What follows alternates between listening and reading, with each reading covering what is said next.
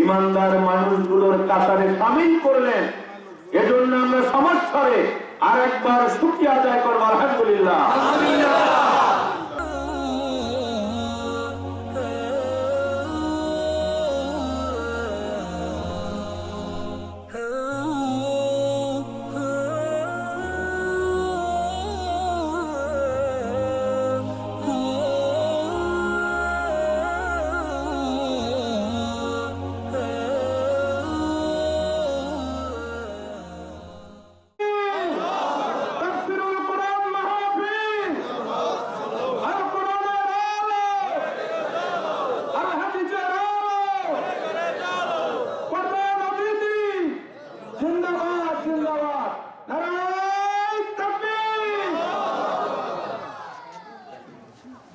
السلام عليكم ورحمة الله وبركاته.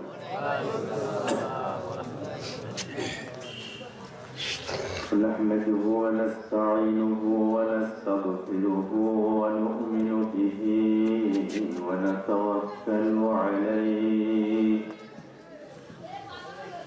ونعوذ بالله من شرور أنفسنا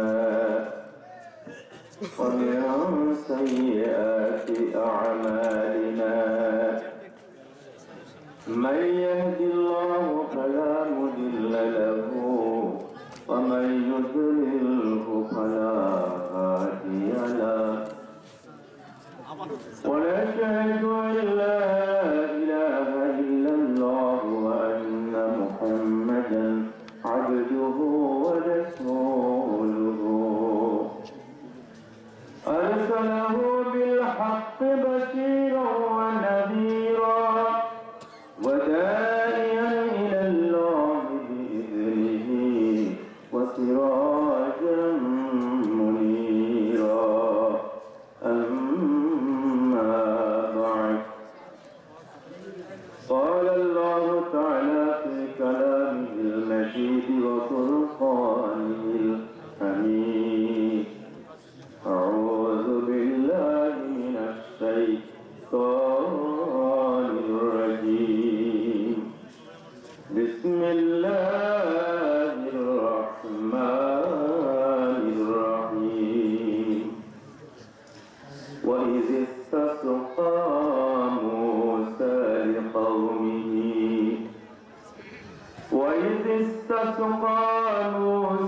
لقومه فقلنا اضرب بعصاك الحجر فانفجرت منه 12 عينا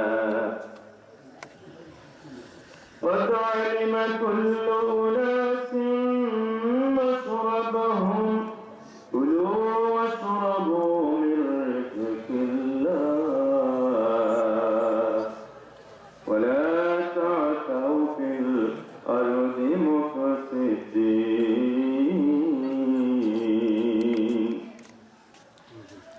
وإذ قلتم يا موسى لن نصبر على طعام واحد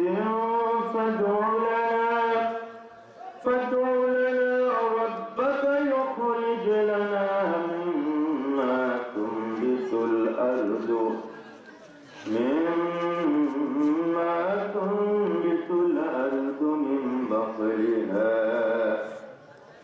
من بقلها وكثائها وفومها وعدسها وبصلها. قال أتستبدلون الذي هو أدنى بالذي هو خير اهبطوا مصرا فإن لكم ما سألتم وضربت عليهم الذلة والمسكنة فباءوا بغضب من الله ذلك بأنهم كانوا يكفرون بآيات الله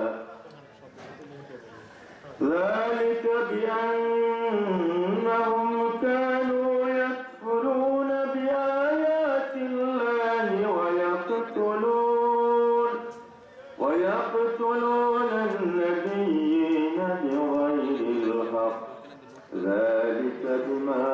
عبسا وكانوا يعتدون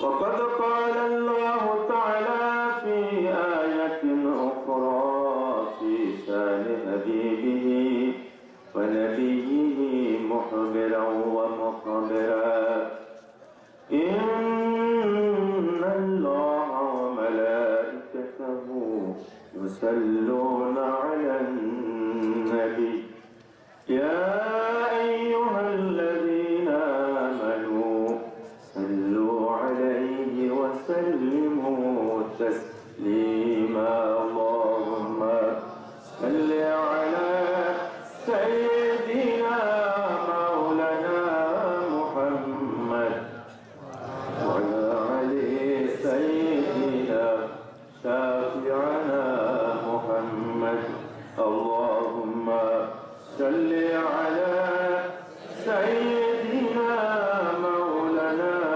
محمد وعلى آل سيدنا شافعنا محمد মায়া মিনার নয়ন মনি নবী কুলের সরদার মায়া মিনার নয়ন মনি নবী কুলের সরদার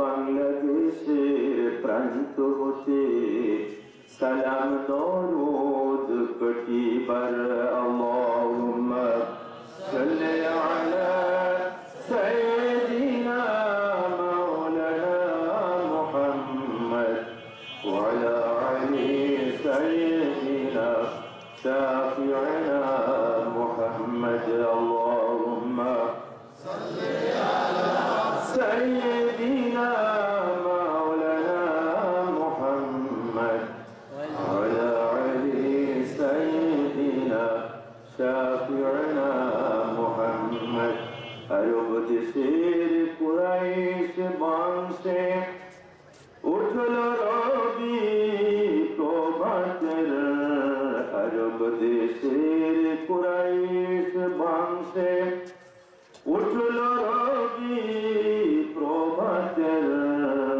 কাটলো আধার আলো হিদায়ত জুটলো মানুষদের আল্লাহুম্মা সাল্লি আলা সাইয়্যিদিনা মাওলানা মুহাম্মদ ওয়া আলা আলি সাইয়্যিদিনা শাফি'না মুহাম্মদ আল্লাহুম্মা সাল্লি আলা সাইয়্যিদিনা মাওলানা মুহাম্মদ وعلى آل سيدنا شافعنا محمد بلغ العلا بكماله كشف الدجى بجماله حسنت جميع خصاله صلوا عليه وآله ঐতিহ্যবাহী পশ্চিম রাজ্যের তালিমুল কোরআন ট্রাস্ট জামে মসজিদ কমিটির উদ্যোগে আয়োজিত 3 দিনব্যাপী তৃতীয় তাফসীরুল কোরআন মাহফিলের আজকের দিনের সম্মানিত সভাপতি থাকার কথা রয়েছে জুনান সন্তাগেট ইউনিয়ন পরিষদের সম্মানিত চেয়ারম্যান জনাব জাকির হোসেন খান মহিউদ্দিন। উনি আমাকে বলেছেন যে জরুরি কাজে আছেন, একটু পরে উনি আসবেন। আমাদের মাঝে প্রধান অতিথি হিসাবে থাকার জন্য ইতিপূর্বে সদয় সম্মতি জ্ঞাপন করেছেন শরণখোলা উপজেলা পরিষদের সম্মানিত চেয়ারম্যান উদীয়মান তরুণ নেতা, ইতিমধ্যেই যিনি অসংখ্য মানুষের হৃদয়ের মধ্যে ঢুকতে সক্ষম হয়েছেন তার আচরণ দিয়া, ব্যবহার দিয়া। তো সে উপজেলা চেয়ারম্যান জনাব মোহাম্মদ রায়হান উদ্দিন আকন শান্ত, আশা করি সর্বোচ্চ ঘন্টা খানেকের মধ্যে ওনারা আমাদের মাঝে এসে উপস্থিত হবেন। সম্মানিত মুরব্বিয়ানেরা, সম্মানিত ওলামায়েরা, সম্মানিত যুবক ভাইরা, পর্দার আড়ালের সম্মানিতা মা ও বোনেরা, কচিকাঁচার ছোট ছোট সোনামণিরা, আসসালামু আলাইকুম ওয়া রাহমাতুল্লাহি ওয়া বারাকাতুহু। আল্লাহর লাখ কোটি শুকরিয়া আদায় করছি যে আল্লাহ সুবহানাহু ওয়া তাআলা অত্যন্ত মেহেরবানি করে প্রচন্ড শীতের মধ্যে আমাদেরকে যে কোরআনুল হাকিমের মজলিস করার তৌফিক দিলেন, আলোচনা করার এবং শুনতে আসার তৌফিক দিলেন, এজন্য মহান রবের দরবারে আমরা সকলেই সমস্বরে সর্বশক্তি নিয়োগ করে শুকরিয়া আদায় করি, আলহামদুলিল্লাহ।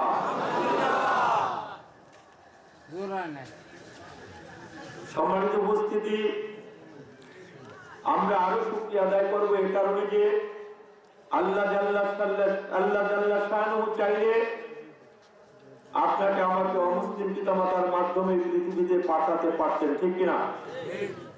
তাহলে ইমানের স্বাদ গ্রহণ করা থেকে হয়তোবা জন্মের পরে আমরা বঞ্চিতই থেকে যেতাম।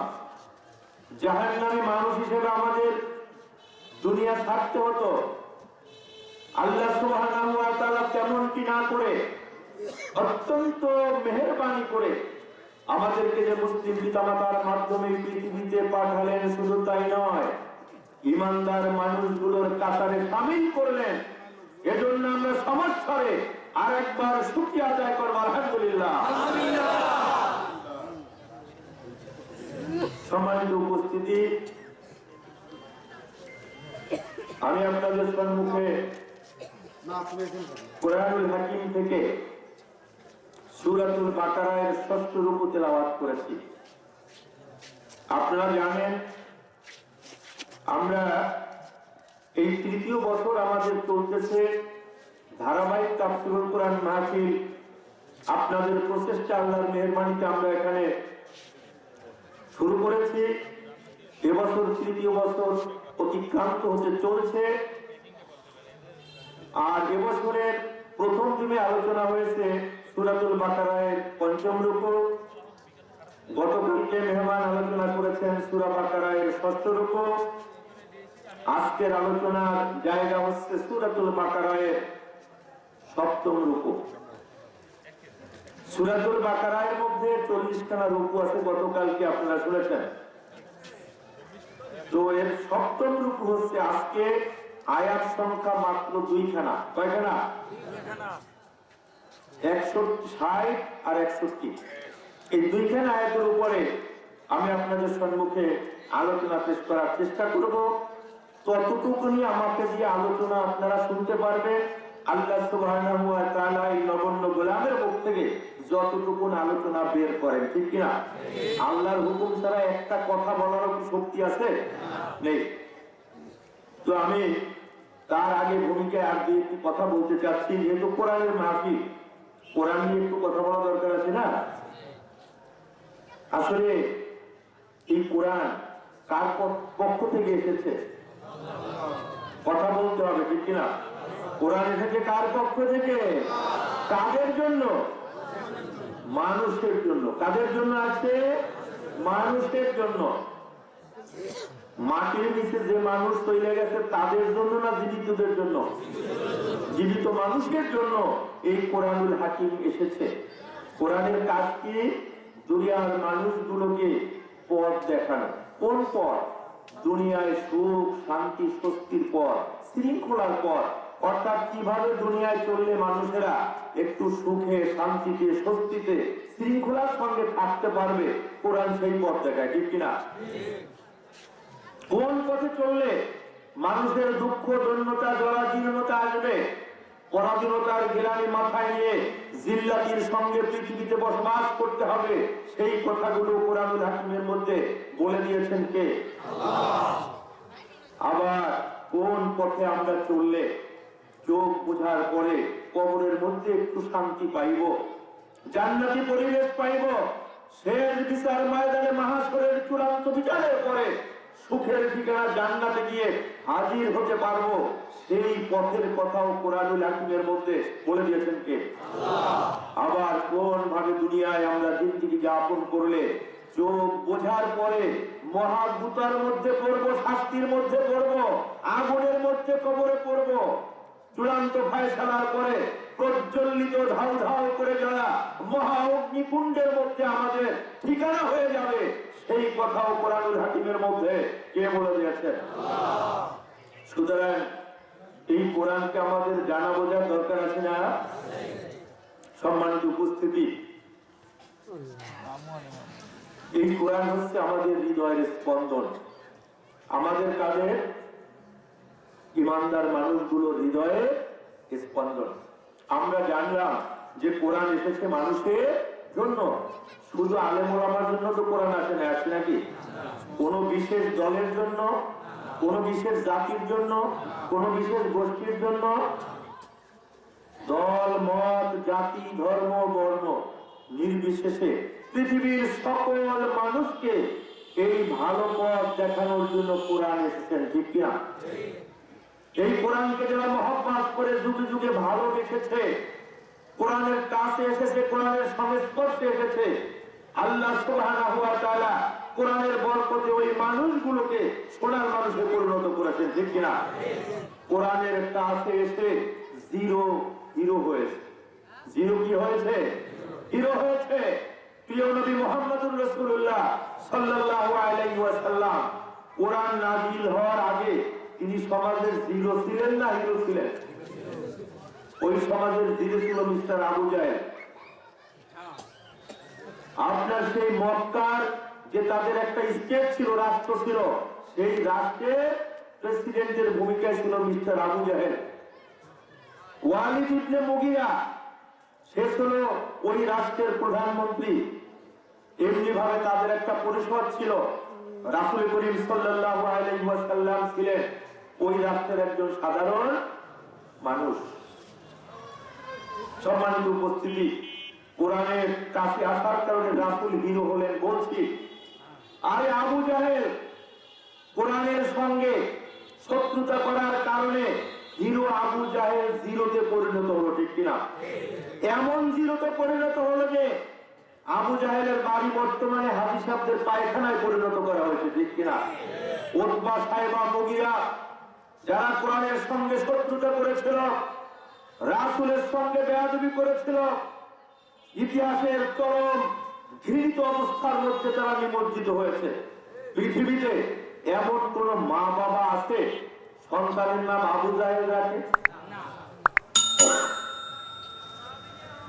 সম্মানিত উপস্থিতি, আর রাসূল করিম সাল্লাল্লাহু আলাইহি ওয়াসাল্লামের কি অবস্থা হলেন? গায়ে হেরাত থেকে 40 বছর বয়সে কোরআন তার উপরে নাযিল হওয়া শুরু করলো। এই কোরআনের কাছে তিনি চলে আসলেন, সমাজের মানুষগুলোকে কোরআনের সংস্পর্শে আনার জন্য তিনি দাওয়াতি কার্যক্রম শুরু করলেন, মিশনের কাজ শুরু করলেন। মাত্র 14 বছরের মাথায় তিনি হিজরত করে 13 বছর পরে মদিনায় যাওয়ার পরে আল্লাহ সুবহানাহু ওয়া তাআলা ইহুদি খ্রিস্টানদের সঙ্গে চুক্তি করে রাসূল করিম সাল্লাল্লাহু আলাইহি ওয়াসাল্লামকে একটা ফেডারেল ইসলামী রাষ্ট্রের গোড়াপত্তন করার ব্যবস্থা করলেন, বলেন সুবহানাল্লাহ। এবং সেই রাষ্ট্রের রাষ্ট্রনায়কের ভূমিকায় অবতীর্ণ হলেন কে? প্রিয় নবী সাইয়েদনা জনাবে মুহাম্মদুর রাসূলুল্লাহ সাল্লাল্লাহু আলাইহি ওয়াসাল্লাম। তাহলে জিরোকে আল্লাহ হিরো বানালেন না? আর হযরত ওমর ফারুক রাদিয়াল্লাহু তাআলা আনহু, হযরত আবু বকর সিদ্দিক রাদিয়াল্লাহু তাআলা আনহু, হযরত ওসমান গনি নূরান রাদিয়াল্লাহু তাআলা আনহু, হযরত আলী কাররামাল্লাহু ওয়াজহু, এমনি ভাবে সকল সাহাবীরা জিরো থেকে কোরআনের সংস্পর্শে আসার কারণে হিরোতে পরিণত হয়েছিলেন, ঠিক কিনা? সম্মানিত উপস্থিতি, এই কোরআনুল হাকিম বুকে নিয়ে মুসলমানরা এই পৃথিবীতে তাদের জয়যাত্রা শুরু করেছিল। অর্ধ পৃথিবী কোরআন হাতে নিয়ে একদিন মুসলমানরা শাসন করেছিল, ঠিক কিনা? পৃথিবীর ইতিহাসের মধ্যে গৌরবোজ্জ্বল অধ্যায়টাকে যদি আমরা চিহ্নিত করি, প্রিয় নবী মুহাম্মদুর রাসূলুল্লাহ সাল্লাল্লাহু আলাইহি ওয়াসাল্লাম থেকে খোলাফায়ে রাশিদিনের জামানা, উমাইয়া যুগ, আব্বাসীয় যুগ, সবচাইতে পৃথিবীর ইতিহাসে শান্তির যুগ হিসাবে ইতিহাসবিদরা স্বীকৃতি দিয়েছে, ঠিক কিনা? আমাদের এই উপমহাদেশ ভারত বাংলা, এটাকে ভারতীয় উপমহাদেশ বলা হয় না? আমাদের ইতিহাস আমাদের জানতে হবে। 750 বছর এই ভারত উপমহাদেশ মুসলমানরা শাসন করেছে, ঠিক কিনা? তখন শান্তি ছিল। আওরঙ্গজেবের সময় টাকায় 8 মণ চাল পাওয়া যেত, ঠিক কিনা? কোন হিন্দু মুসলিম দাঙ্গা তখন হয়নি। সাম্প্রদায়িক সম্প্রীতির একটা উজ্জ্বল দৃষ্টান্ত মুসলমানরা এই ভারতবর্ষে স্থাপন করে দিয়েছিল, ঠিক কিনা? সম্মানিত দিনী ভাই সব, আস্তে আস্তে মুসলমানদের সেই হারানো গৌরব, অতীত গৌরব লীন হতে চলেছে। মুসলমানরা আস্তে আস্তে নিগৃহীত হতে শুরু করেছে। একদিন মুসলমানরা ছিল শাসকের জাতি, শাসিতের জাতি না, কিন্তু এখন মুসলমানরা শাসিত হচ্ছে, শাসক থেকে তারা দূরে চলে আসছে। আজকে সমগ্র পৃথিবীর দিকে তাকান, অমুসলিমরা মুসলমানদেরকে মারতেছে, চরম ভাবে মারতেছে, ঠিক কিনা? আজকে ভারতের দিকে তাকান, কাশ্মীরে হিন্দুরা মুসলমানদেরকে মারতেছে। আজকে চীনের দিকে তাকান, উইগুর মুসলমানদেরকে বৌদ্ধরা মারতেছে। আজকে মিয়ানমারের দিকে তাকান, সেখানেও বৌদ্ধরা মুসলমানদেরকে মারতেছে। সম্মানিত উপস্থিতি, আফগানিস্তান সহ বিভিন্ন দিকে, তাজিকিস্তান, হার্জেগোভিনা, খ্রিস্টানরা মুসলমানদেরকে মারতেছে। কি চমৎকার কাহিনী! খ্রিস্টানরা মুসলমানদেরকে মারে, ইহুদিরা আজকে ফিলিস্তিনে মুসলমানদেরকে মারে, হিন্দুরা মুসলমানদেরকে মারে, বৌদ্ধরা মুসলমানদেরকে মারে। আর মুসলমানদের মধ্যে বিভক্তির কারণে মুসলমানরা টাটু শব্দ পর্যন্ত করতে পারছে না, ঠিক কিনা? এর কারণ কোথায়? এটা আপনাকে আমাকে বুঝতে হবে। এর কারণ হচ্ছে কোরআন থেকে মুসলমানরা দূরে সরে আসার কারণ। এই কোরআন থেকে দূরে সরে আসার কারণে, কোরআনের শিক্ষা অনুযায়ী মুসলমানরা না চলার কারণে সমগ্র পৃথিবীতে আজকে মুসলমানরা কঠিন ভাবে মার খাচ্ছে। আল্লাহ সুবহানাহু ওয়া তাআলা কোরআনুল হাকিমের মধ্যে বলে দিয়েছেন, বিসমিল্লাহির রাহমানির রাহিম, ফাআইনা তাযহাবুন, ইন হুয়া ইল্লা যিকরুল লিল আলামিন। আল্লাহু আকবার। আল্লাহ বললেন, হে মানুষেরা, ফাআইনা তাযহাবুন, তোমরা কোন দিকে যাচ্ছ, কোন পথে চলছো, কোন মতের দিকে যাচ্ছ? কোরআন হচ্ছে তোমাদের জন্য সুস্পষ্ট উপদেশ, কোরআন হচ্ছে তোমাদের উপদেশ, হেদায়েত।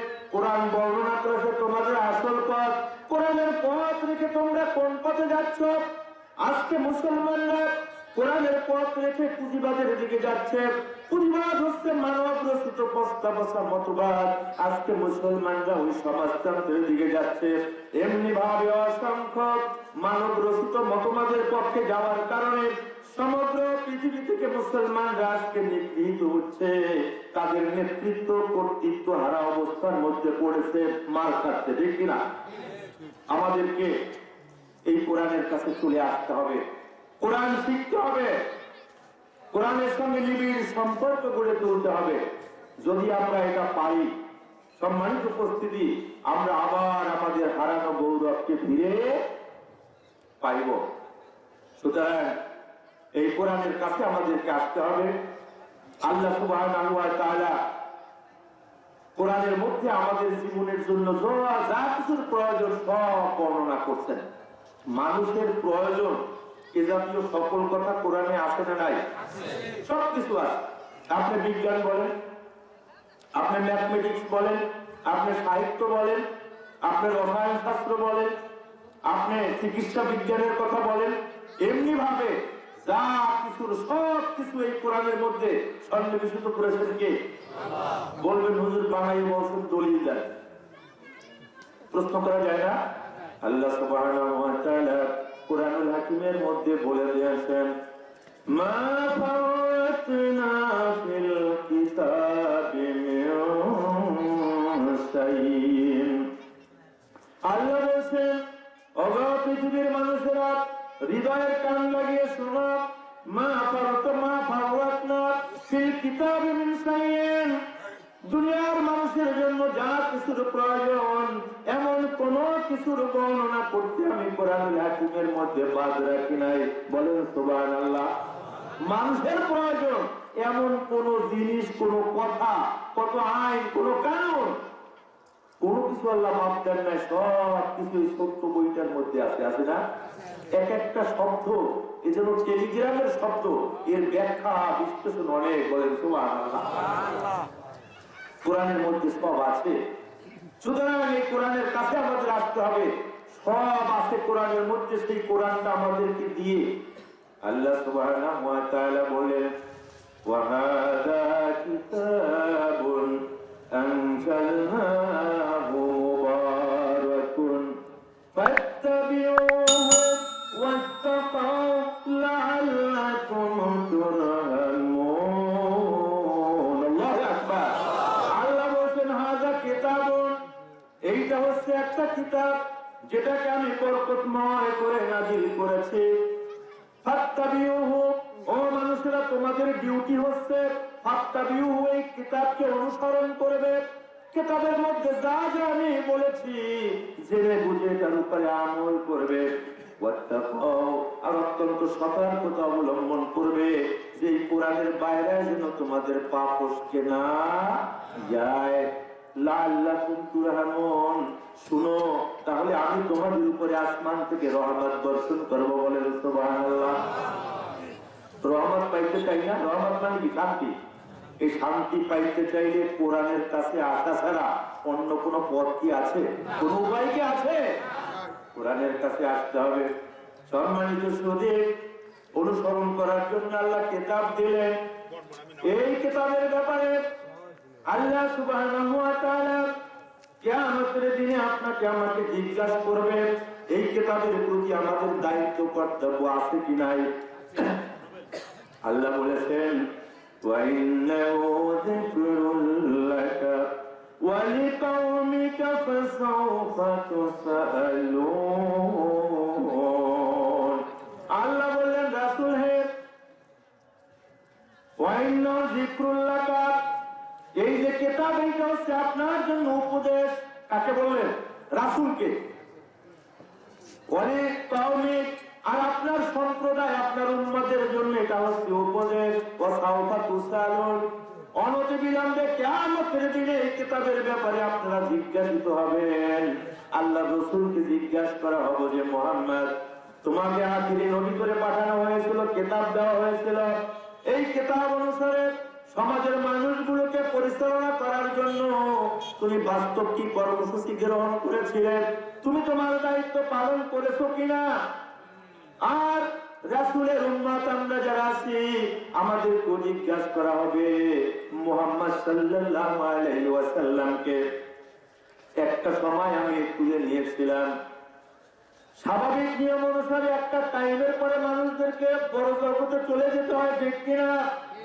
তো মুহাম্মদ সাল্লাল্লাহু আলাইহি ওয়াসাল্লামকে নেয়ার পরে তিনি তো তোমাদের কাছে কিতাব রেখে গিয়েছিলেন। এই কিতাবের প্রতি তোমাদের দায়িত্ব ছিল কিতাব অনুসারে নিজেরা চলবে, সমাজের আর সব মানুষদেরকেও এই কিতাবের নির্দেশনা মোতাবেক চালাবে। তোমরা সেই দায়িত্ব পালন করেছো কিনা? রাসূলও জিজ্ঞাসিত হবেন, আমরা রাসূলের উম্মতরাও জিজ্ঞাসিত। লা তাজুলু কদমা ইবনে আদম, কিয়ামতের দিন কোন আদম সন্তান এক কদম সম্মুখে অগ্রসর হতে পারবে না। আল্লাহ সুবহানাহু ওয়া তাআলার সম্মুখ থেকে প্রশ্নের উত্তর না প্রশ্ন করা হবে। অনেক প্রশ্ন, একটা হাদিসে আছে 5টা প্রশ্ন। এখানে প্রশ্নের কথা আছে, নিয়ামতের ব্যাপারে প্রশ্ন, সুম্মা লা তুসআলুনা ইয়াওমাইযিন আনিন নাঈম। এই দুনিয়ায় যত নেয়ামত তোমরা ভোগ করতেছো, প্রত্যেকটা নেয়ামত ধরে ধরে আল্লাহ আমাদেরকে জিজ্ঞাসা করবেন। সম্মানিত উপস্থিতি, আসলে আল্লাহ যদি নেয়ামতগুলো ধরে ধরে আমাদের কাছে জিজ্ঞাসা করেন যে আমার এই নেয়ামতগুলো ভোগ করেছো, নুন খেয়েছো, নেমো খারাপি করেছো কেন, উত্তর দেওয়ার কিছু থাকবে? প্রাণ প্রিয় ভাইরা আমার, সুতরাং আপনাকে আমাকে বুঝতে হবে যে কোরআন হচ্ছে আমাদের কনস্টিটিউশন, আমাদের সংবিধান। রাসূলের এই কোরআন বাস্তবায়নের দায়িত্ব ছিল, রাসূল আজকে নাই, এই কোরআন বাস্তবায়নের দায়িত্ব আমাদের সকলের, ঠিক কিনা? এটা কি শুধু আলেম ওলামা? না না, সকলে, মুসলমানের সন্তান বলে যারা দাবি করে, যারা জান্নাতে যাওয়ার আকাঙ্ক্ষা করে, জাহান্নাম থেকে বাঁচতে চায়, সকলকে এই কোরআনুল হাকিমের প্রতি দায়িত্ব যেটা সেটা পালন করতে হবে। আল্লাহ সুবহানাহু ওয়া তাআলা আমাদের জেনে বুঝে সকল ঈমানি দায়িত্বগুলো পালন করার তৌফিক দিন, বলেন আমিন। আমি ভূমিকায় কিছু কথা বলে নিলাম, এবারে আসুন যেখান থেকে তেলাওয়াত করেছি সূরার নাম কি? সূরাতুল বাকারা। বাকারা মানে কি? গাবি। বাকারা মানে গাবি। এই সূরার মধ্যে গাবি সংক্রান্ত একটা বিষয়ের আলোচনা এসেছে, সেখান থেকে বাকারাতুল শব্দটা চয়ন করে সূরার শুধুমাত্র পরিচয়ের জন্য একটা নাম ধার্য করা হয়েছে। বুঝা গেছে? এই সূরাটার মধ্যে 40টা রুকু, 286টা আয়াত আছে। আমি আপনাদের সম্মুখে তার মধ্য থেকে তেলাওয়াত করেছি কয়টি আয়াত? 2টি। সম্মানিত উপস্থিতি, এই সূরার প্রথম 4টে রুকুর মধ্যে আল্লাহ সুবহানাহু ওয়া তাআলা পৃথিবীর সকল মানুষদেরকে সম্বোধন করে কথা বলেছেন। ইয়া আইয়ুহান নাস, ইয়া আইয়ুহান নাস উবুদু রাব্বাকুম, হে পৃথিবীর মানুষেরা, তোমরা তোমাদের মহান রবের গোলামি করো, বলেন সুবহানাল্লাহ। পৃথিবীর সকল মানুষ আবার 3 ভাগে বিভক্ত: ঈমানদার, কাফের, মুনাফিক। মুনাফিক হচ্ছে না কাফের না মুসলমান, দোদুল্যমান, ওদিকে হাতে কতক্ষণ এদিকে হাতে কতক্ষণ। এই 4টার উপর মধ্যে এই 3 শ্রেণীর ব্যাপারেও কথা এসেছে। এরপরে পঞ্চম রুকু থেকে শুরু করে 14তম রুকু পর্যন্ত, পঞ্চম থেকে 14তম রুকু পর্যন্ত 10টা রুকু ব্যাপী বনী ইসরাঈলদেরকে সম্বোধন করে আল্লাহ সুবহানাহু ওয়া তাআলা কথা বলেছেন, বলেন সুবহানাল্লাহ। অসংখ্য জাতি পৃথিবীতে এসেছিল, কিন্তু বনী ইসরাঈলদেরকে ডাকার কারণ কি? তাদের সম্বোধন করে কথা বলার কারণ কি? একটা প্রশ্ন আপনাদের মনের মধ্যে জাগতে পারে। বনী ইসরাঈলকে সম্বোধন করার কারণ হচ্ছে প্রায় 4500 বছর পৃথিবীতে বিভিন্ন চড়াই উতরাইয়ের মধ্য দিয়ে বনী ইসরাঈলরা আজও টিকে আছে। এদের মধ্যে অসংখ্য নবী, হযরত মূসা আলাইহিস সালামের মতো জলিলে কদর নবী, ঈসা আলাইহিস সালামের মতো নবী, দাউদ আলাইহিস সালামের মতো নবী, সুলাইমান আলাইহিস সালামের নবী মতো নবী সহ অসংখ্য নবী রাসূল আল্লাহ সুবহানাহু ওয়া তাআলা বনী ইসরাঈলদের মধ্যে পাঠিয়েছিলেন। তো এই কারণে বনী ইসরাঈলদেরকে সম্বোধন করেছেন দুটো কারণে। কয়টা কারণ? একটা কারণ হচ্ছে এই বনী ইসরাঈলরা এত নবী রাসূল তাদের কাছে আসার পরেও নবী রাসূল চলে যাওয়ার সঙ্গে সঙ্গে তারা সবকিছু ভুলে যেত। অর্থাৎ তারা এই নবী রাসূলদের সঙ্গে শত্রুতা করেছে, কিতাবের সঙ্গে শত্রুতা করেছে, আল্লাহর বিপক্ষ অবলম্বন যুগে যুগে তারা করেছে, তারা হত্যা করেছে, প্রতারণা করেছে। এ কারণে তাদেরকে সম্বোধন করে এই কিতাব যখন নাযিল হয়েছিল তখন কিছু বনী ইসরাঈল তো তখন পৃথিবীতে ছিল না। এই বনী ইসরাঈলের 2টা গ্রুপ মূলত বাইসে আছে। কয়টা গ্রুপ? 3 জন রাসূলের মধ্যে দাউদ আলাইহিস সালাম, তার গ্রুপ পৃথিবীতে আছে বলে আমরা জানি না। দাউদ আলাইহিস সালামের কোন অনুসারী পৃথিবীতে বর্তমানে পাওয়া যায় না। মূসা আলাইহিস সালামের অনুসারী পাওয়া যায় কম, তাদেরকে কি বলা হয়? ইহুদি। মূসা আলাইহিস সালামের অনুসারীরা কি? ইহুদি। আর হচ্ছে ঈসা আলাইহিস সালামের অনুসারী বেশি। তারা কারা? খ্রিস্টান, ঠিক কিনা? এদেরকে বলা হয় আবার আহলে কিতাব। আল্লাহ রাসূলকে যখন নবুয়তের গুরু দায়িত্ব দেওয়া হলো, মদিনায় ব্যাপকভাবে ইহুদি খ্রিস্টানরা বসবাস করত। কারণ তাদের কিতাবে আগাম আল্লাহ বলে দিয়েছিলেন যে একটা সময় খুব ঘনিয়ে এসেছে, আখিরি নবী হিসাবে মুহাম্মদ নামের একজন পয়গম্বরকে পাঠানো হবে এবং তিনি যেখানেই জন্মগ্রহণ করুক না কেন তিনি হিজরত করে মদিনায় আসবেন, যেখানে খেজুরের ঘন উদ্যান রয়েছে, বাগান রয়েছে। তো ওদের কিতাবে এই আগাম বাণী থাকার কারণে ওরা তাকে পাওয়ার জন্য মদিনায় এসে বসবাস শুরু করেছিল। তো এই কিতাব যখন নাজিল হয়েছিল অসংখ্য ইহুদি খ্রিস্টান ছিল, কিন্তু তাদের মধ্যে পথ ভোলা, আল্লাহ ভোলা লোকের সংখ্যা বেশি ছিল, বিভ্রান্ত লোকের সংখ্যা বেশি ছিল। কিছু মাত্র নামে মাত্র গুটি কয়েক যারা মোটামুটি ভালো মানুষ সেখানে ছিল। এই ইহুদি খ্রিস্টানদেরকে তাদের নেমাত গুলো, ইতিপূর্বে যে নেমাত তাদেরকে দিয়েছিলেন, তাদের প্রতি যে এহসান করেছিলেন, বিপদে যে তাদেরকে সহায়তা করেছিলেন, এই কাহিনীগুলো তাদের সম্মুখে উপস্থাপন করে তাদের কাছে যে নবী রাসূল আসছিল, তাদের কাছে যে কিতাব আসছিল, সেই একই উৎসধারা থেকে আবার যে আখিরি নবী আসছেন, একই উৎসধারা থেকে যে আবার এই কোরআনুল হাকিম আসছেন, এই কথা তাদেরকে বলে তাদেরকে এই কোরআনের দিকে, আখিরি নবীর দিকে, ইসলামের দিকে, সত্যের দিকে আহ্বান করার জন্য তাদের ইতিহাস উপস্থাপন করে তাদেরকে সম্বোধন করে বুঝানোর চেষ্টা করেছেন আল্লাহ, যাতে তারা মুহাম্মদ সাল্লাল্লাহু আলাইহি সাল্লামের হাতে বায়াত গ্রহণ করে। এই হচ্ছে তাদের ইতিহাস বর্ণনা করার এক নম্বর কারণ। দ্বিতীয় যে কারণ সেটা হচ্ছে ইহুদিরা নবী রাসূলদেরকে কষ্ট দিয়েছে, নবী রাসূলদেরকে হত্যা পর্যন্ত করেছে, জেল খাটিয়েছে, অকথ্য জুলুম অত্যাচার করছে। এই রূপুর শেষের আয়াতে সেটা আপনারা পাবেন। এবং তারা প্রতারক জাতিতে পরিণত হয়েছিল। এই ইতিহাস আমাদের সম্মুখে কারণে উপস্থাপন করা হচ্ছে যে ওদের যে চরিত্র, ইহুদিদের যে চরিত্র, সেটা চিত্রায়িত করা হয়েছে যে এই চরিত্র উম্মতে মুহাম্মাদের মধ্যে না আসে। বোঝা গেছে যে উম্মতে মুহাম্মাদিও ওরা যে ভুলগুলা করছে, এই ভুলগুলার মধ্যে উম্মতে মুহাম্মাদিরাও পা না দেয়। এইটা বোঝানোর জন্য এই বনী ইসরাইলদের ইতিহাস একটা লম্বা জায়গা জুড়ে 10টা আয়াত জুড়ে পর্যায়ক্রমে আল্লাহ সুবহানাহু ওয়া তাআলা তাদের চরিত্র কি, তাদের অবস্থাটা কি, এ সম্পর্কে আলোচনা করেছেন। আমরা ইতিমধ্যেই এবছর সেই পঞ্চম এবং ষষ্ঠ রুকু পার করে সপ্তম রুকুর মধ্যে আমরা এসে পড়ছি। আপনাদের কষ্ট হচ্ছে নাকি? আলোচনা কিন্তু আমি শর্টে করব। আপনারা ধৈর্যের সঙ্গে বসবেন।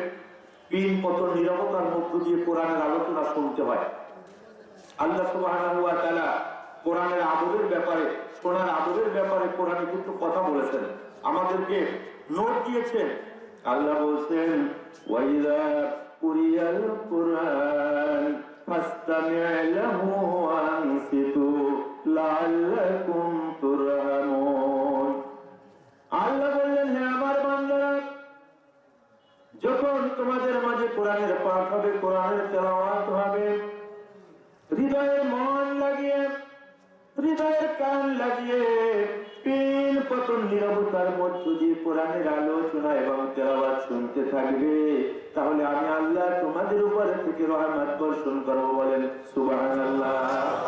সুতরাং আল্লাহর বর্ণিত এই আদব রক্ষা করে আমরা যেন কোরআনের আলোচনা শোনার চেষ্টা করি এবং মাঝে মধ্যে আল্লাহকে যেন বলি যে আল্লাহ, বক্তা যে কথা বের করবে সত্য কথা তার মুখ থেকে বের করে দিও, আর আমাদের হৃদয়ের মন কোঠার মধ্যে প্রত্যেকটা কথা স্মরণাক্ষরে তুমি খোদাই করে দেওয়ার ব্যবস্থা করো। ঠিক ঠিক।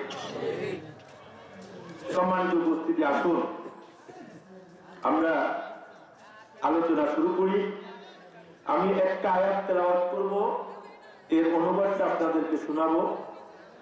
এরপরে প্রত্যেকটা শব্দ ধরে ধরে এই শব্দে আল্লাহ কি বলতে চেয়েছেন, এখান থেকে আমাদের কি শেখার প্রয়োজন, সে সম্পর্কে আলোচনা করব। আপনারা আলোচনা হৃদয় দিয়ে শুনবেন, মন দিয়ে শুনবেন। আপনারা জানেন যে আমরা প্রথম দিনে আমাদের প্রধান বক্তা 3টা কোশ্চেন দিয়েছিল আলোচনার মধ্য থেকে। সেই কোশ্চেনের অ্যান্সার তারা কাগজে লিখে অনেকে জমা দিয়েছেন আপনারা। দ্বিতীয় দিনও 3টা কোশ্চেন দেওয়া হয়েছে, তার উত্তর আমরা অলরেডি পেয়েছি। আজকে তৃতীয় দিনে 3টা কোশ্চেন নিয়ম ছিল শেষে দেওয়া, কিন্তু আগাম আমি দিচ্ছি এ কারণে যে আজকেই তো এর আমরা পুরস্কার এখানে নিয়ে আসি, পুরস্কার বিতরণ করবো, ফার্স্ট সেকেন্ড থার্ড 9টা পুরস্কার বিতরণ করবো 3 দিনের জন্য। তো প্রশ্ন আগে দিয়ে রাখতেছি আমি এই জন্য যে আমার আলোচনার মধ্য থেকে আপনারা এই প্রশ্নের উত্তরের জন্য খুঁজে বের করে, এবং এক কথায় উত্তর হবে, এক কথায় কাগজ আপনাদের কাছে দিয়ে দেবে সময় মতো, আপনারা উত্তরগুলো লিখে জমা দিবেন। যদি একই বিষয় একাধিকজন পাওয়া যায় যে সঠিক উত্তর দিয়েছে, আমরা একটু লটারি করে ভাগ্য নির্ধারণ করব। আমরা এই সিস্টেমটা এই জন্য করেছি যাতে করে যারা শুনবে তাদের প্রতি একটা অ্যাট্রাকশন, শোনার প্রতি আকর্ষণ থাকে। এজন্য আজকের প্রশ্ন হচ্ছে মুসা শব্দের অর্থ কি? মুসা, মুসা নবী অর্থাৎ মুসা শব্দের অর্থ কি? আমি আলোচনায় বলবো, প্রশ্ন করে দিলাম, মনে রাখবেন। পাথর থেকে কয়েকটি ঝর্ণা দ্বারা প্রবাহিত হয়েছিল। রব শব্দের অর্থ কি? আবার বলি, মুসা শব্দের অর্থ কি? পাথর থেকে কয়েকটি ঝর্ণা দ্বারা প্রবাহিত হয়েছিল। রব শব্দের অর্থ কি? এই তিনটা প্রশ্নের উত্তরই আমি আশা করি আল্লাহ তাওফিক দিলে আমার আলোচনার মধ্যে আপনারা পেয়ে যাবেন। মনে রাখবেন, কাগজ কলম হাতে থাকলে লিখবেন। আমি মাওলানা মুহিবুল্লাহ ভাইকে বলতেছি যে আপনি কাগজ সাপ্লাই দেন অন্তত, কলম হয়তো অনেকের পকেটে আছে। মাহফিল শেষ হওয়ার সঙ্গে সঙ্গে আপনারা উত্তর জমা দিবেন। আমরা আমাদের সম্মানিত সভাপতি মহোদয় এসেছেন, আমরা আশা করছি যে প্রধান অতিথি মহোদয়ও এসে উপস্থিত হবেন। তাদের হাত থেকে আমরা এই প্রাইজগুলো ডেলিভারি দিব আপনাদেরকে। সম্মানিত উপস্থিতি, তেলাওয়াত করুন আমার সঙ্গে বিসমিল্লাহির রাহমানির রাহিম। ওয়া ইয ইসতাসকা মূসা লিকাওমিহি ফাকুল নাযরিম বিআসাকাল হাজার। ওয়া ইয ইসতাসকা অর্থ হচ্ছে যখন পানির প্রার্থনা করেছিল। ইস্তাসকা মূসা, হযরতে মূসা আলাইহিস সালাম লিকাওমিহি, তার সম্প্রদায়ের জন্য, তার বংশধরদের জন্য। ফাকুল নাযরিম, আল্লাহ বললেন আমি বলেছিলাম ইদ্রিব, মারো, আঘাত করো, বিআসাকা, তোমার লাঠি দিয়া হাজার পাথরের উপর। আয়াতের একটা অংশ আমি তেলাওয়াত করলাম, অনুবাদটা শোনালাম। এরপরে আমি শব্দ ধরে ধরে আপনাদের সঙ্গে আলোচনার চেষ্টা করবো ইনশাআল্লাহ। আপনাদের কর্তব্য হবে আমাকে সহযোগিতা করা। বলবেন কিভাবে সহযোগিতা করব? সহযোগিতা করবেন, একটু কথা বলতে হবে, প্রশ্ন করলে উত্তর দিতে হবে, ঠিক কিনা? বক্তা যখন মনে করে দেখে যে শ্রোতারা আমার কথা বুঝতেছে, তখন কিন্তু তার কথা তেজদীপ্ত হয়, তার কথাটা জোরালো হয়, স্মুথলি তার মুখ থেকে কথাটা বের হয়। আর বক্তা যদি মনে করে যে আসলে আমি যা বলতেছি সম্ভবত এরা কিছু বুঝতেছে না, তখন বক্তার মোরালিটি ডাউন হয়ে যায়, কথা আর নিজ থেকে বের হয় না। এ কারণে আমি অনুরোধ করব আপনাদেরকে যে কথা বলার জন্য। সম্মানিত উপস্থিতি, আল্লাহ বলছেন ওয়াইজ ইস্তাসকা মূসা, দুইটা শব্দ, ওয়াইজ এবং যখন। অ শব্দের অর্থ এবং, ইসমাইল যখন, ইস্তাসকা পানির প্রার্থনা করেছিল। আমরা যখন বর্ষা হয় না আমাদের দেশে, অনাবৃষ্টি, মাঠ ঘাট থেকে চৌচির হয়ে যায়, ফসলগুলো শুকিয়ে যায়, গাছপালাগুলো মৃত্যুপ্রায় হয়ে যায়, তখন পানির জন্য আমরা একটা নামাজ পড়ি। সেই নামাজের নাম কি? সালাতুল ইস্তিসকা। সালাতুল ইস্তিসকা, পানি চাওয়ার জন্য নামাজ, ঠিক কিনা? এই শব্দ থেকে এই শব্দটা এসেছে যে ওয়াইজ ইস্তাসকা, যখন পানি চেয়েছিল মূসা। মূসা মানে মূসা নবী, ঠিক কিনা? এই মূসা নবী যখন পানি চেয়েছিল, কখন মূসা নবী পানি চেয়েছিল? লিকাওমি, তার সম্প্রদায়ের জন্য। আপনারা গত দুদিনের আলোচনা অনেকে শুনেন নাই, এ কারণে আপনারা হয়তোবা মজা না পেতে পারেন, এ কারণে আমি বলতেছি।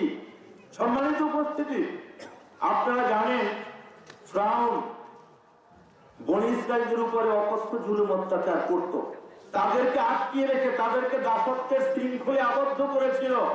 হযরত মূসা আলাইহিস সালামকে আল্লাহ সুবহানাহু ওয়া তাআলা নবুয়ত দিয়ে তাকে নির্দেশ দিলেন, তোমার ভাই হারুন আলাইহিস সালামকে নিয়ে ওই ফিরআউনের কাছে চলে যাও, তার কাছে কলেমার দাওয়াত দাও, তার কাছে সত্যের কথা তুমি উপস্থাপন করো, এবং বনী ইসরাঈলদেরকে তার কাছ থেকে এনে তাদেরকে নিয়ে তোমাকে যে হিদায়াত দেওয়া হবে, যে কিতাব দেওয়া হবে তার তালিম তরবিয়ত দাও। অর্থাৎ বনি ইসরাইলকে ফেরাউনের কবর থেকে মুক্ত করে নিয়ে আসার দায়িত্ব হযরত মূসা আলাইহিস সালামকে কে দিয়েছিলেন? আল্লাহ। কিন্তু ফেরাউন পরক্রমে রাজি হচ্ছিল না, সে রাজি হচ্ছিল না। তো অগত্যা একদিন যখন সকল মানুষ ঘুমিয়েছিল, ফেরাউন অধীর ঘুমে, তার কর্মচারীরা যখন ঘুমের মধ্যে ছিল, এমন অবস্থায় হযরত মূসা আলাইহিস সালাম বনি ইসরাইলদের সঙ্গে আগেই কথা বলে রেখেছিলেন। বনি ইসরাইলদেরকে নিয়ে তিনি একেবারে লোহিত সাগরের দিকে রওনা দিয়েছিলেন, যে বনি ইসরাইল আর ফেরাউনের এলাকায় থাকবে না। সম্মানিত উপস্থিতি, সকাল হওয়ার পরে ফেরাউনের চেলাচা মুন্ডরা খবর তুলে ফেরাউনের কাছে, বনি ইসরাইলদেরকে পাওয়া যাচ্ছে না, তাদের বাড়ি ঘর গুলো শূন্য পড়ে রয়েছে। ফেরাউন রেড অ্যালার্ম জারি করে দিল যে সৈন্য সামন্ত যা সব সাজাও, এই বনি ইসরাইল কোথায় গেল? এগুলো মুসার চালাকি, সুতরাং ওদের পিছু নিতে হবে। ফেরাউনের নির্দেশে সকল সৈন্য বাহিনী ভোর সবার সকলেই রেডি হয়ে গেল, তৈরি হয়ে গেল। পথ চলা শুরু হলো, পদচিহ্ন দেখে দেখে তারা রওনা দিল। একটা সময় হযরত মূসা আলাইহিস সালামের নেতৃত্বে বনি ইসরাইল যে পথ চলতেছিল, তাদেরকে একটু দেখা গেল অনেক দূর থেকে যে ওই তো মূসা বনি ইসরাইল নিয়ে যাচ্ছে। সম্মানিত উপস্থিতি, ফেরাউনের দল অত্যন্ত আগ্রহে মূসা আলাইহিস সালামের লোকদেরকে ব্যারিকেড দেওয়ার জন্য তারা দ্রুত পদে অগ্রসর হচ্ছিল। একটা টাইম আসলো, বনি ইসরাইল লোহিত সাগরের তীরে উপস্থিত হলো। সামনে আর চলার জায়গা নাই, এখন যাবে কোথায়? এদিকে ত্রিভুজ আকারে তিন দিক থেকে ফেরাউনের সৈন্যরা মুসলমানদেরকে ঘিরে ফেলেছে। এই অবস্থায় হযরত মূসা আলাইহিস সালাম আল্লাহ সুবহানাহু ওয়া তাআলার কাছে ধর্ণা ধরলেন। তাকে বললেন, আল্লাহ এখন উপায় কি, আমরা যাব কই? আল্লাহ সুবহানাহু ওয়া তাআলা বলেছিলেন, ওই লাঠি দিয়ে সমুদ্রে আঘাত করো। আঘাত করার সঙ্গে সঙ্গে 12টা বিশাল রাস্তা হয়েছিল, পানি সরে গিয়েছিল, 12টা রাস্তা হয়েছিল। বলেন সুবহানাল্লাহ। এই রাস্তা পার হয়ে হযরত মূসা আলাইহিস সালামের নেতৃত্বে বনি ইসরাইল লোহিত সাগরের অপর প্রান্তে পৌঁছে গেল। যখনই অপর প্রান্তে পৌঁছলো, এই প্রান্তে ফেরাউন তার সৈন্যদল সহ হাজির। এখন ফেরাউন চিন্তা করে যে এই পথে নামবে কি নামবে না। যদি নামে বেকায়দাও তো হইতে পারে, দুর্বল, হৃদয়টা দুর্বল, বুঝার পর। তো যখন এভাবে দুদুল্যমানতার মধ্যে পড়তেছে, এই কাহিনী দেখার জন্য হযরত জিবরাইল আলাইহিস সালাম একটা ঘোড়ার পিঠে এই লোহিত সাগরের কিনারায় তিনি অবস্থান করছিলেন।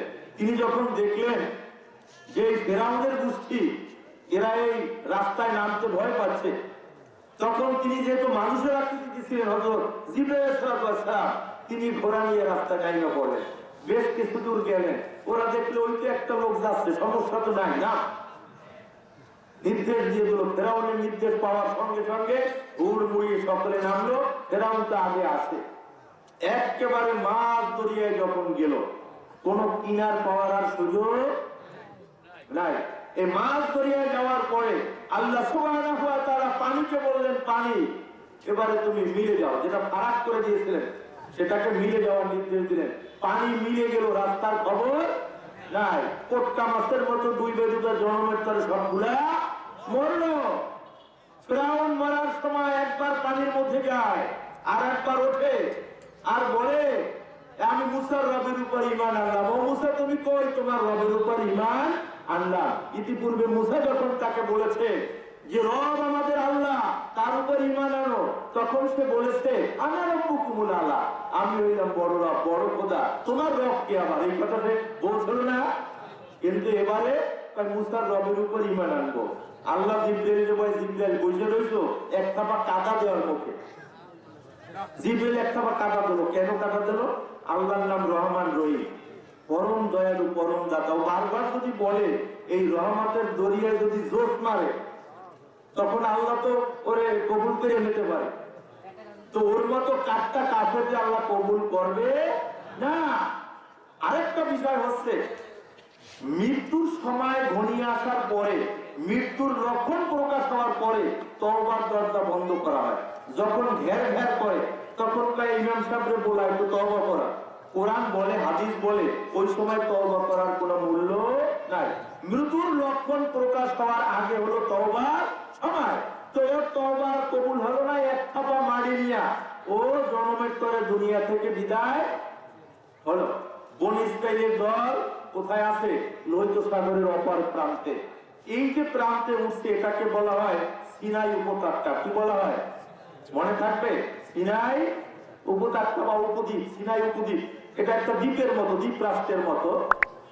তো আল্লাহ সুবহানাহু ওয়া তাআলা বললেন যে মুসা, তুমি এদেরকে নিয়ে অগ্রসর হও, চলতে লাগো। ধুধু বালুকাময় মরুভূমি, কোনো গাছপালা নাই, কোনো জনবসতি নাই। চলতে চলতে চলতে চলতে একেবারে এই মরুভূমির মধ্যে চলে গেলেন। এখন মরুভূমির মধ্যে চলে গেলেন, প্রচন্ড রৌদ্র, রৌদ্রের তাপে তারা পুড়তেছিল। খাবার নাই, পানি নাই। একটা সময় তো খাবার দাবারের প্রয়োজন হয়, ঠিক কিনা? এখন তারা সকলেই মুসা আলাইহিস সালামের কাছে বলল যে মুসা, এই যে গরম তো সহ্য করতে পারি না, নিচে হলো বালু, উপরে সূর্য, এই বালুর উপরে সূর্য করলে তো তাপিয়ে যায়। সুতরাং এখন আমরা কি করব? তাবু খাটাবে সে জাতীয় রসদ নাই, কারণ ওই যে ফেরাউনের সৈন্যদের ভয়ে সব কিছু ফেলাইয়া রাইকা ছিন্নমূল হইয়া বাড়ির থেকে বের হয়েছে। সম্মানিত উপস্থিতি, আল্লাহ সুবহানাহু ওয়া তাআলা তখন তাদের একটু স্বস্তি দেওয়ার জন্য, শান্তি দেওয়ার জন্য কি করলেন? বিশাল মেঘমালা দিয়ে তাদের উপরে ছায়া দিলেন। কোরআনে আল্লাহ বলেছেন ওয়াজাল্লালনা আলাইকুমুল গামাম। আল্লাহু আকবার। আল্লাহ বললেন ওয়াজাল্লালনা আলাইকুমুল গামাম। বনী ইসরাঈলরা, তোমরা তো একদিন কি প্রান্তে বেকায়দায় পড়েছিলে, তোমাদের মাথার উপরে কিছু ছিল না, মাথা গোজা খাইছিল না। আমি আল্লাহ তোমাদের সুখ স্বস্তি দেওয়ার জন্য আসমান থেকে গাঢ় মেঘমালা দিয়ে তোমাদের সেই স্বস্তির ব্যবস্থা করেছিলাম। বলেন সুবহানাল্লাহ। এখন একটু স্বস্তি পাইল, পেট শোষো করতেছে, ক্ষুধায় কি খাবে? খাওয়া লাগবে না? খাওয়া লাগবে। এখন কি খাবে? মুসার কাছে বলল মুসা খাওয়ান দাও। মুসা খাওয়ান পাবে কই? মুসা আলাইহিস সালাম তার একটা মাত্র দরজা খোলা আছে, সেই দরজা হচ্ছে মাওলার দরজা। যেই দরজায় পশাঘাত করলে কোনো মানুষ বিফল হয় না, ব্যর্থ হয় না। আল্লাহ বলছেন উদুনি আস্তাজিব লাকুম, ও বান্দারে আমার ডাকো, আমি তোমাদের ডাকে সাড়া দিব। মুসা আলাইহিস সালাম আল্লাহ সুবহানাহু ওয়া তাআলার কাছে ডাইরেক্ট লাইন লাগাইলো। এবারে আল্লাহ ওখান থেকে জবাব দিলেন ওয়াজাল্লালনা আলাইকুমুল গামামা ওয়া আনজালনা আলাইকুমুল মান্না ওয়াস সালওয়া।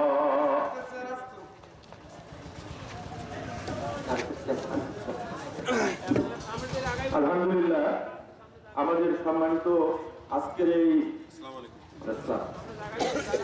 আমাদের সম্মানিত প্রধান অতিথি, 3 দিনেরই প্রধান অতিথি, সঙ্গত কারণে আসলে ঢাকায় তিনি কুমিল্লা ট্রেনিং এ ছিলেন আমরা জানি, সেখান থেকে এসেছেন প্রথম মাহফিলের দিকে, লং জার্নি করে এসেছেন ব্যস্ততার কারণে।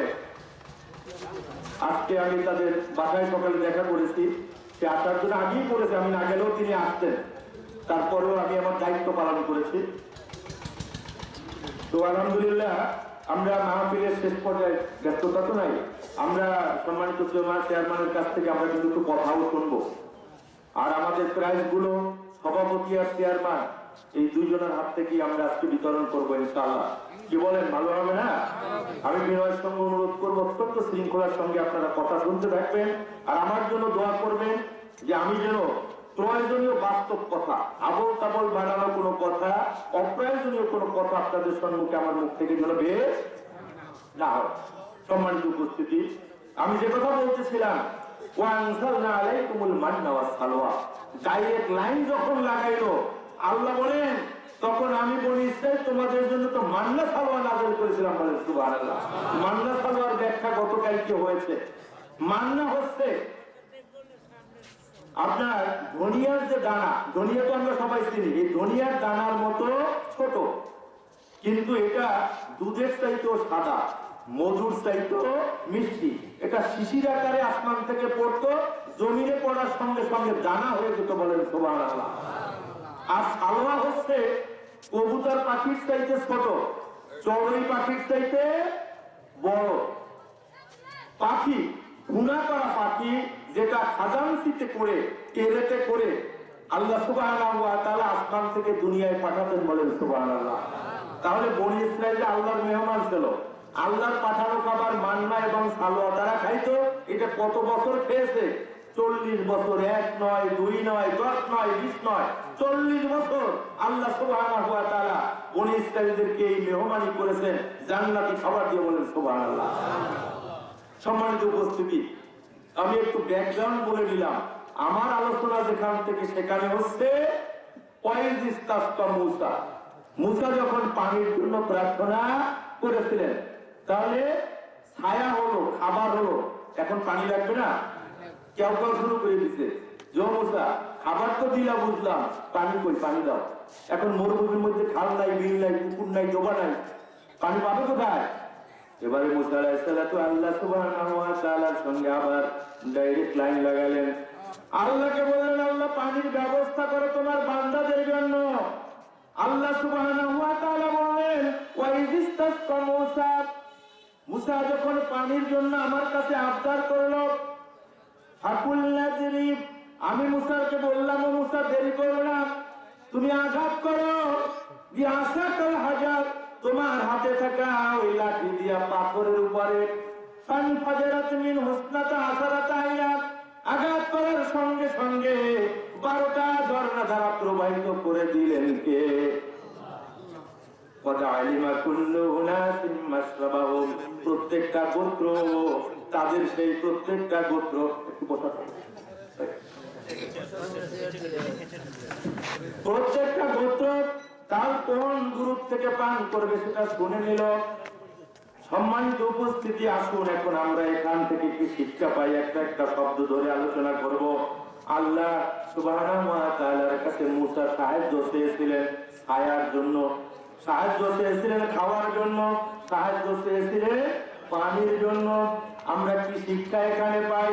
সকল নবী আলাইহিস সালামরা প্রয়োজনীয় জিনিসের জন্য বিপদে মুসিবতে সাহায্য চেয়েছেন কার কাছে? যুগে যুগে ইমানদার মানুষেরা বিপদ মুসিবতে সাহায্য চেয়েছেন কার কাছে? আমরা চাইবো কার কাছে?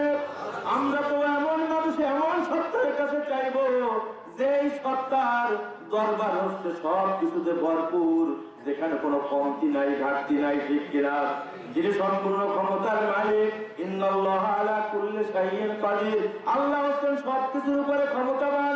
বান্দা চাইতে দেরি, তার যেতে দেরি না। আমরা তার কাছে চাইবো। কিভাবে চাইবো? এটা একটা প্রশ্ন না? চাইবো তো চাইবো, কিভাবে চাইবো? এর একটা ভব্যতা, সভ্যতা, ভদ্রতা আছে না? এটা কাজটি আছে না? নিয়ম কানুন আছে না? চেয়ারম্যান সাহেব আসছে, ওই চেয়ারম্যান আমার বইটি দিয়ে যাইবা, এটা যদি বলি তাহলে এটা কি ভদ্রতা হবে? একবার রাসূল করিম সাল্লাল্লাহু আলাইহি ওয়াসাল্লাম হুজরার মধ্যে আসে, মরুভূমির থেকে বেদুইন এসে ডাকতেছে, মুহাম্মদ মুহাম্মদ বাড়ি আসো, আমরা ডাকি না? সাথে সাথে আল্লাহ সুবহানাহু ওয়া তাআলা আয়াত নাযিল করলেন যে এটা প্রিয় নবীর সঙ্গে বেয়াদবি করা হয়েছে, এভাবে ডাকার কোনো সুযোগ নেই।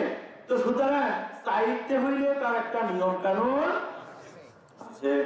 সম্মানিত সুধী, সেই নিয়মটা আল্লাহ সুবহানাহু ওয়া তাআলা সূরাতুল ফাতিহার মধ্যে বলে দিয়েছেন। আমি সেদিকে যাইব না। আর একটা সিস্টেমের কথা তিনি বলে দিয়েছেন সূরা বাকারার মধ্যে, ইয়া আইয়ুহাল্লাযীনা আমানু ইসতাঈনু বিস-সাবরি ওয়াস-সালাহ ইন্নাল্লাহা মা'আস-সাবিরিন। আল্লাহ বলেন, ঈমানদার মানুষেরা ধৈর্য ধরে ধরে নামাজ পড়ে পড়ে আমি মাওলার কাছে সাহায্য চাও। শুনে রাখো, নিশ্চয় আমি ধৈর্যশীলদের সঙ্গে আছি। মাওলার কাছে চাইয়ে তাড়াহুড়ো করা যাবে না, চাইতে থাকতে হবে, নামাজ পড়ে সাহায্য চাইতে হবে। আমরা রাসূলের জিন্দেগির দিকে যদি তাকাই, অত্যন্ত কঠিন মুহূর্ত যখন এসেছে, ফরজ নামাজের পাশাপাশি নফল নামাজ পড়ে তিনি আল্লাহর কাছে চেয়েছেন। ইসলামের ইতিহাসের প্রথম যুদ্ধ বদরের যুদ্ধ, 350 মুসলমান একদিকে, প্রধান সেনাপতির দায়িত্ব পালন করছেন সাইয়েদনা জনাবে মুহাম্মদুর রাসূলুল্লাহ সাল্লাল্লাহু আলাইহি ওয়াসাল্লাম। আবু জাহেলের নেতৃত্বে 1000 সুশিক্ষিত কুরাইশ বাহিনী, যাদের অনেক অস্ত্র শস্ত্র ছিল, অপার প্রান্তে দাঁড়িয়ে আছে। একটু পরে যুদ্ধ শুরু হবে। কিং কর্তব্য বিমূঢ় সকলে কি জানি কি হয়, আমরা সংখ্যায় কম। এই গুরুতর বিপদের মুহূর্তে আল্লাহ রাসূল পানি আনালে রুজু করলেন, কাপড় বিছিয়ে তার মধ্যে 2 রাকাত নামাজ পড়লেন, মাওলার কাছে সাহায্য চাইলেন, ওই আয়াতের উপরে আমল করলেন। বলেন সুবহানাল্লাহ। কঠিন বিপদের সময় আমরা নামাজ কালাম ভুলে যাই, আর আল্লাহ রাসূল কি করলেন? নামাজ পড়ে সাহায্য চাইলেন। সাহাবে আজমাইনদের জীবনীও আমরা এরকমই দেখতে পারি।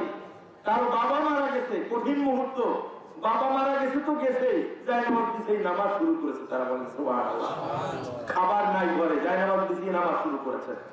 তো সুতরাং আমরা দুটো পুঁজি ইনভেস্ট করে মাওলার কাছে চাইবো। 2টা পুঁজি কি? ধৈর্য ধরতে হবে, নামাজ পড়তে হবে। এখন এই যে ফরজ নামাজ তো আমরা পড়বই, ফরজ নামাজের বাদের সময়টা কিন্তু দোয়া কবুলের সময়। যদিও অনেকে বলেন ইস্তেমাই দিয়ে আমরা দোয়াটা করি, এটা অনেকে ডিফার করেন যে এটা করা লাগে না, আল্লাহ রাসূল থেকে এটা সাবিত নাই। ঠিক আছে, কেউ যদি ফরজ নামাজের পরে দোয়া না করলে নামাজ ছুটে যাবে, তাহলে তার নামাজ হবে না। ঠিক আছে, কিন্তু এটা একটা উত্তম সময়, দোয়া কবুলের সময়, এটা মনে করে কেউ যদি দোয়া করে, এটা অত্যন্ত একটা ভালো দিক। ঠিক কিনা? সম্মানিত উপস্থিতি, এরপরে নফল নামাজ করে আপনি আল্লাহর কাছে চাইবেন। বিশেষ করে তাহাজ্জুদের সময়টা, এইটা কিন্তু চাওয়ার জন্য একটা মোক্ষম সময়। আমি বিনয়ের সঙ্গে সকলকে অনুরোধ করব যে অন্তত তাহাজ্জুদের সময়টা, আমরা যেহেতু দুর্বল মানুষ, নিয়মিত ভাবে রেগুলার হয়তো তাহাজ্জুদ করতে পারবো না, কিন্তু মাঝে মধ্যে অন্তত অভ্যাসটা আমাদের জারি রাখা দরকার। তাহলে আল্লাহর কাছ থেকে আমরা চেয়ে নিতে পারবো। ঠিক কিনা?